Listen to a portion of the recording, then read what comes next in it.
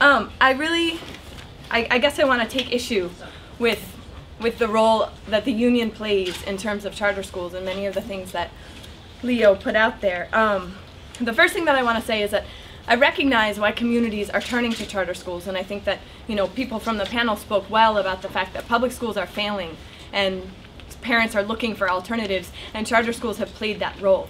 But I think that Stanley made a really great argument that charter schools don't need to play that role. There's no reason why public schools can't offer creative and innovative solutions that are organized by teachers and communities, and that's happening in the city, and I've watched that happen. My roommate works at one of those very schools that was just forced out of its building, forced into another public school building, and the UFT did nothing to defend that situation. I also want to say that I think the UFT is complicit in the fact that communities don't have good schools and they are not democratically controlled. Mayoral control is a perfect example of that, and again, the UFT did not stand up to defend communities or teachers against mayoral control. I'm certainly not organizing, or I'm not arguing as a charter school teacher who was fired for trying to start a union. I would never argue that charter school teachers shouldn't be unionized. Of course they should. But I don't think that it's too complicated to say that charter school teachers should be organized, and at the same time, the union of public schools is outright against charter schools. That's right. Flat out. No conceding, no concession.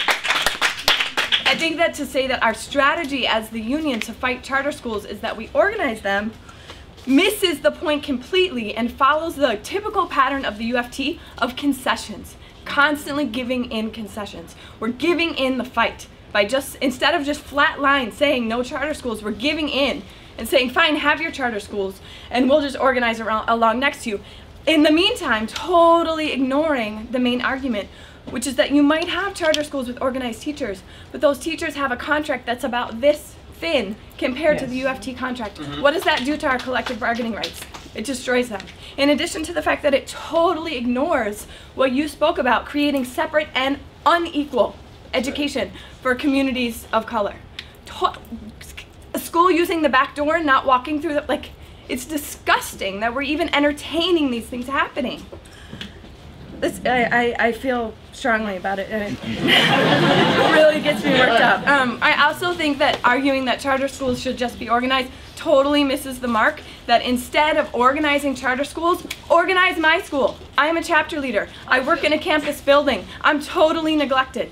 Organize my school. Organize my parents. Instead, at a DA last year, the people in the front were telling me to get out on the street for a charter school that they were organizing. Where's my rally? Where's my rally for layoff or budget cuts?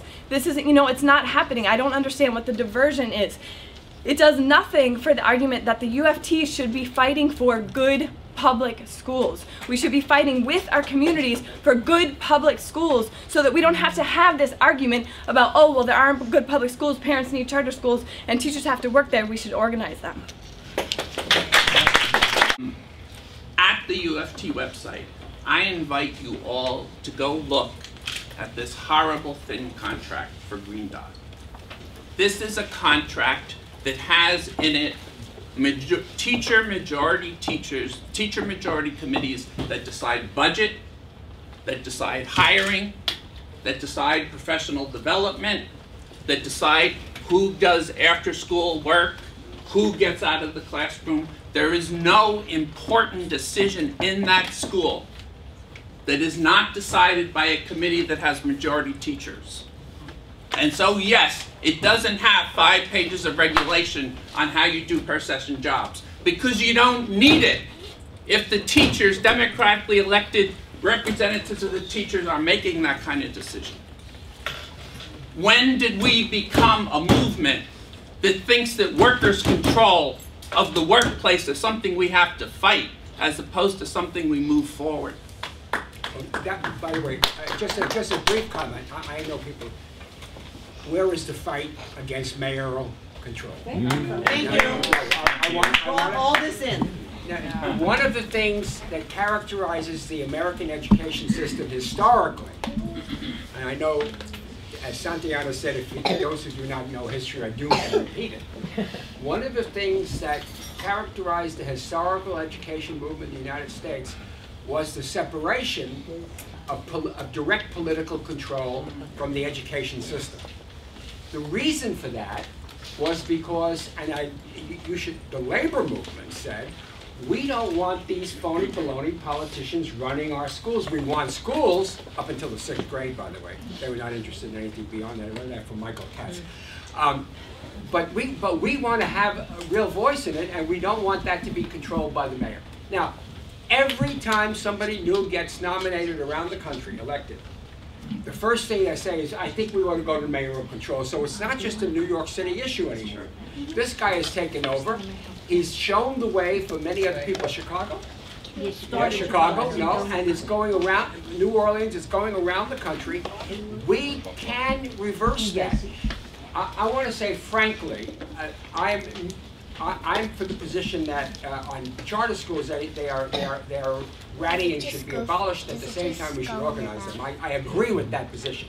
On the one hand. On the other hand, I am not entirely sure, and I don't know enough, I promise you, that the issue of mayoral control is even more important.